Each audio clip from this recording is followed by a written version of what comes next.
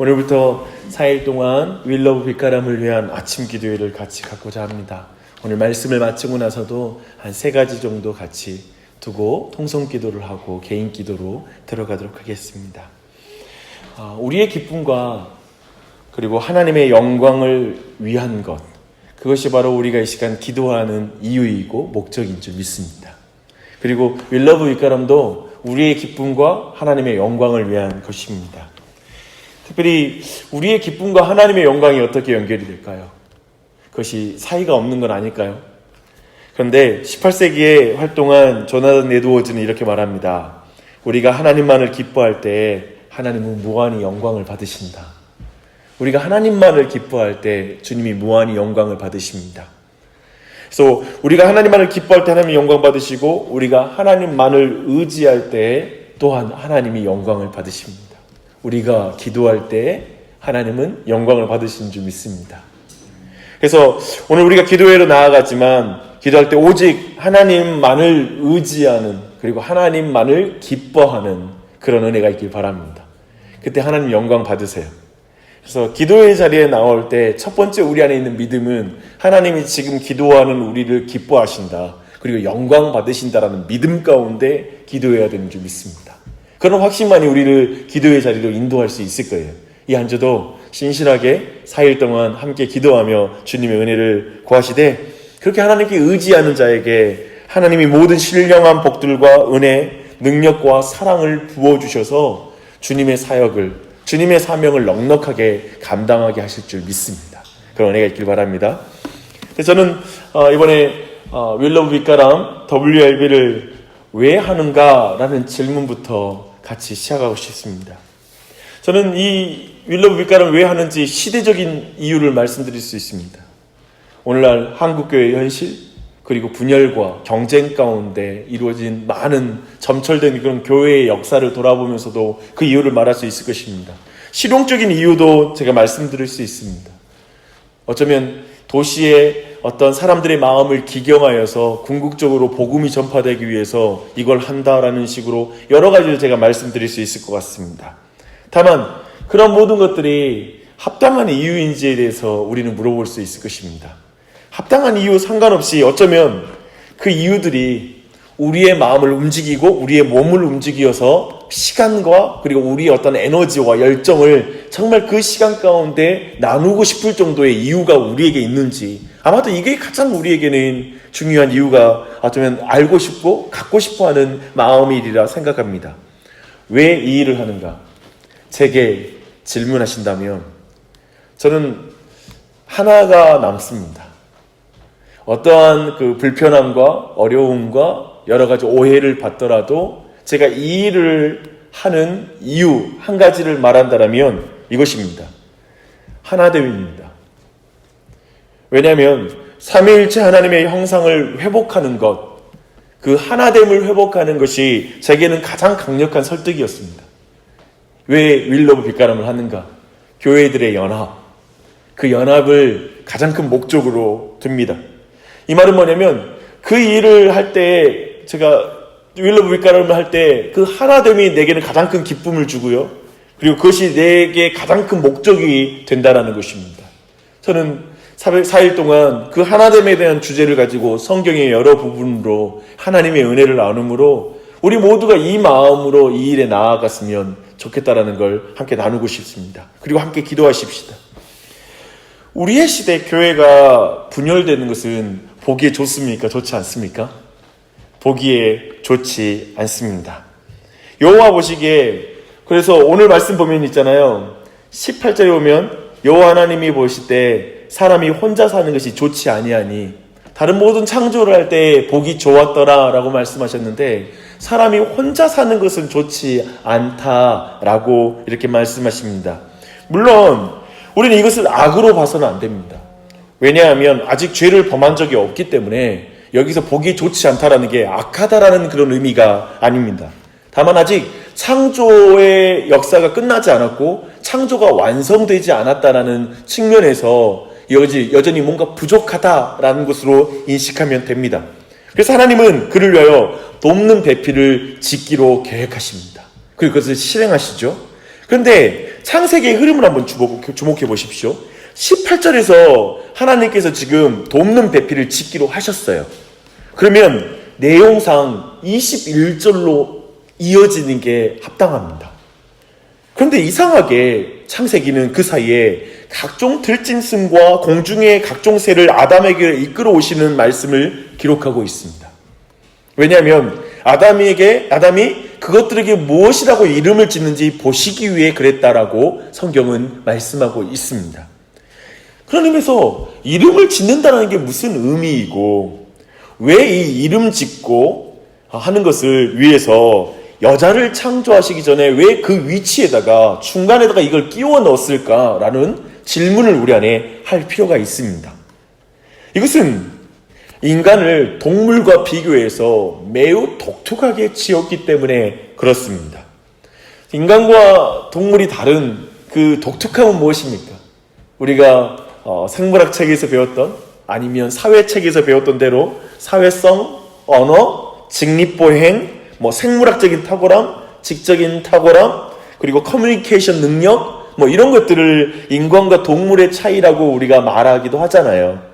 근데 아마도 진화론적 개념에서 과학이 발전될수록 동물들 안에 있는 커뮤니케이션과 그 방법들을 그리고 사회성들을 연구하면서 인간만 독특한 게 아니야 이런 식의 이야기들이 더 설득력을 갖고 있는 것 같습니다.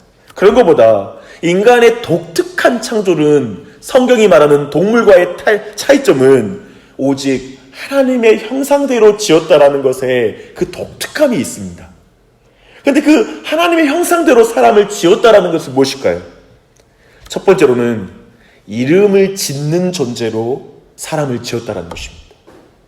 사람은 동물들을 위해서 동물들에게 이름을 지어주는 존재입니다. 그 의미는 뭘까요?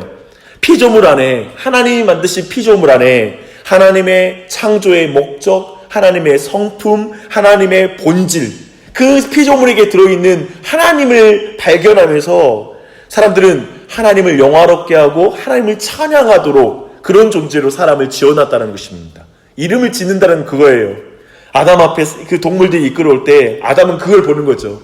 야, 하나님이 이걸 이렇게 지으셨구나.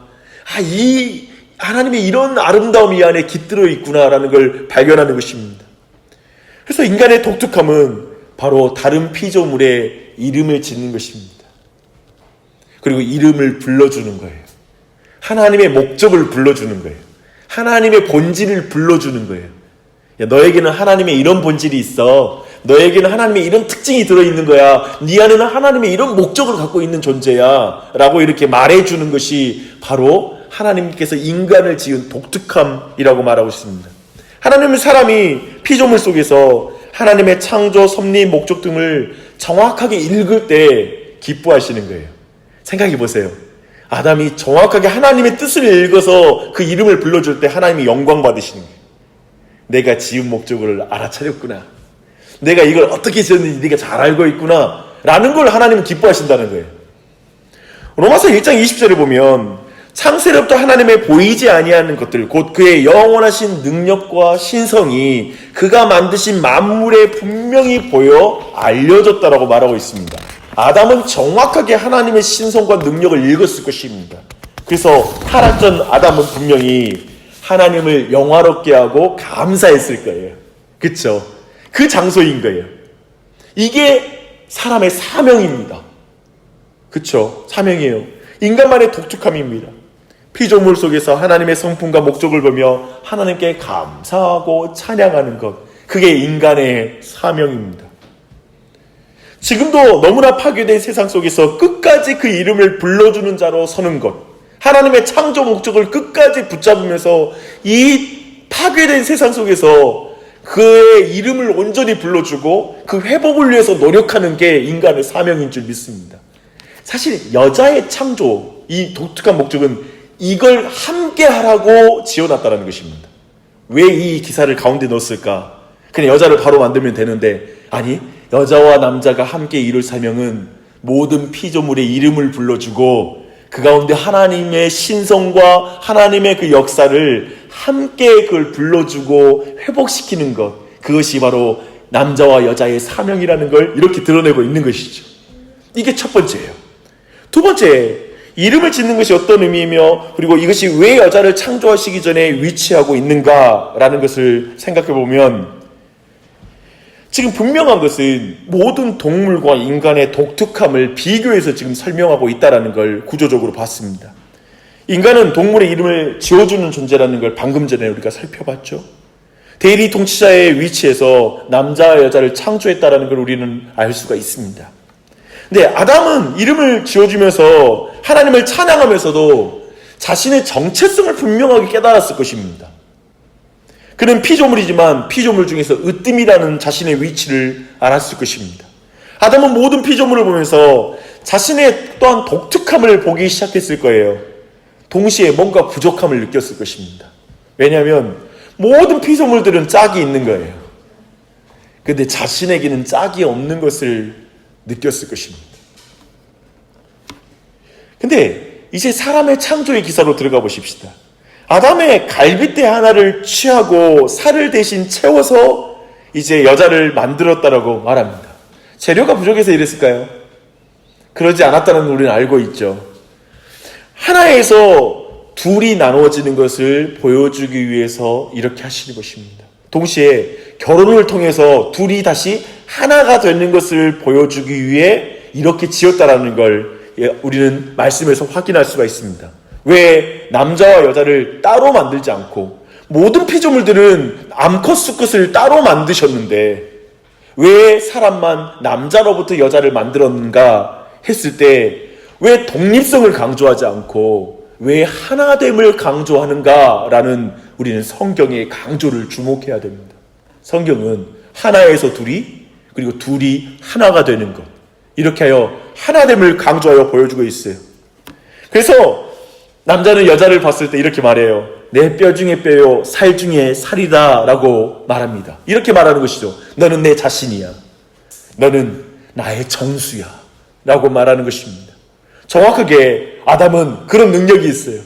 하와를 볼 때 자신으로부터 나왔다는 걸 보자마자 알아차리는 거예요. 나와 동일하다는 걸. 사람이 사람인 것은 사람을 보고 정확하게 알아보기 때문에 그렇습니다.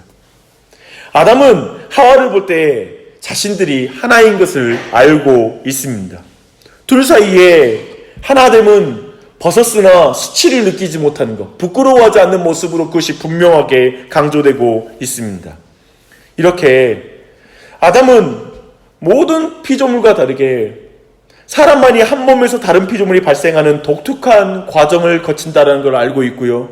두 사람이 한 사람이라는 걸 강조합니다. 왜 그럴까요? 이는 하나님의 형상이기 때문에 그렇습니다. 하나님은 삼위일체 하나님이십니다. 세 분이시나 한 분이십니다. 영어로는 three persons라고 하는데 세 위격을 갖추셨으나 한 분이신 하나님을 말하고 있습니다. 바로 이것이 인간을 만든 독특한 특징이라는 것을 지금 성경은 강조해서 말하고 있는 거예요. 동물과 다른 이유예요. 셋이나 한 분이신 하나님의 형상을 따라 남자와 여자를 만들어 하나로 지으셨다는 것이죠. 이 독특한 삼위일체 하나님의 형상을 닮았다는 건 여기에 있습니다. 이것은 부부에게만 해당하는 게 아닙니다. 모든 교회 그리고 모든 이 세상을 향해 하나님이 가지신 목적은 하나가 되는 것입니다. 그래서 예수 그리스도께서는 요한복음 17장에서 이렇게 말씀하십니다.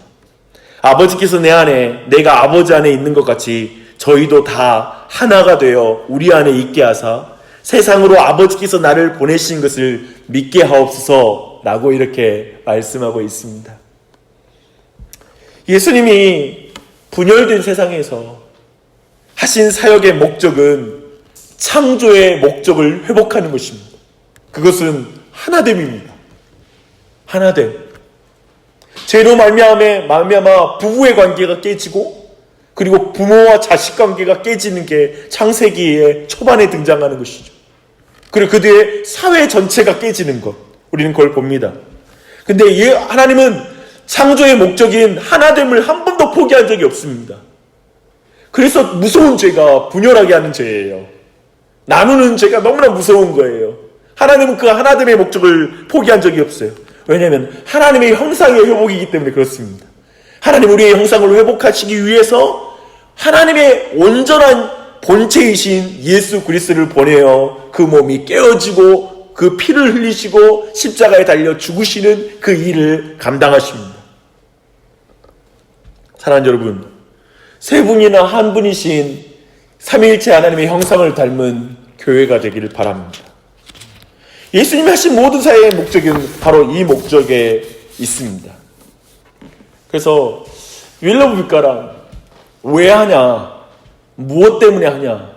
창조의 목적을 회복하기 위해서 그렇습니다. 생각해 보십시오. 한국교회는 분열 속에 신음하고 있습니다. 저 밖에 있는 외부에 있는 사람들은 한국교회가 경쟁하는 모습만 봤어요. 한국교회는 뿔뿔이 흩어지고 같은 교회에도 건물에 교회가 몇 개인지 모르겠더라. 물론 그 사정이 있지만 그들이 그걸 이해할 리는 만무하고 그저 교회가 분열하는 모습으로 이 세상에 비춰지는 것이 현실입니다. 그런데 그 상황 속에 빛가람 도시의 11개 교회이지만 이름을 드러내지 않는 교회들이 연합하여, 즉 하나님의 형상이 회복된 교회의 모습을 드러내요. 하나님의 아름다움을 통해 그 삼위일체 하나님을 세상으로 하여금 보게 하는 사역. 오늘 말씀도 그렇잖아요. 예수님이 하신 기도가 우리가 하나인 것 같이 저희들이 하나가 되어서 세상으로 삼위일체 하나님을 믿게 해주십시오 라는 게 예수님의 기도이잖아요. 그 기도가 성취되는 자리가 아닙니까? 저는 그렇게 믿습니다. 그래서 하나님의 교회인 것을 믿는 것이죠. 아, 교회가 저렇구나. 11개 교회, 작은 교회들 경쟁하고 다투는 게 아니라 저렇게 연합해서 도시를 섬기고 달을 섬기는 게 교회구나. 그거 보는 거죠. 그리고 그들로 하여금 그래서 삼위일체 하나님을 믿게 하는 거. 그게 바로 윌러브 빛가람의 목적입니다. 우린 그것 때문에 할 뿐입니다. 이 땅의 마지막에 우리가 섬기는 교회가, 우리 이 시대의 교회가, 빛가람 도시 이 작은 곳에 있는 여러 작은 교회들이 하는 사명의 수행은 삼위일체 하나님의 온전하심을 회복하는 것, 그분의 형상을 회복하여 교회들이 하나가 되는 것, 그것을 보여주는 것입니다. 여기에 여러분의 기도가 있길 바랍니다. 두 번째는 이름을 불러주며 하나님께 감사하고 영화롭게 하는 것이죠. 이 독특함, 사람들의 이름을 불러주는 것이죠. 어쩌면 다른 교회의 이름을 사랑하는 마음으로 불러주는 것, 다른 교회의 목사님을 목사님이라고 제대로 불러주는 것, 그리고 어쩌면 이웃들을, 그리고 다른 어떤 사람들을 향하여 어쩌면 잘못된 평가와 비난이 가득한 세상에서, 하나님의 형상이 깨어진 세상 속에 서로를 깨뜨리는 말들이 가득한 세상 속에서 서로에게 환하게 웃음으로 다가가 축복하는 시간을 갖는 것, 그게 윌러브 빛가람의 모습이 되어야 되는 줄 믿습니다. 다른 사람의 이름을 진짜 불러주는 것이죠. 그리고 다른 사람 안에 있는 진짜 하나님의 목적을 불러주는 것이죠. 그게 이 일을 하는 이유가 아니겠습니까? 행하는 중심인 줄 믿습니다.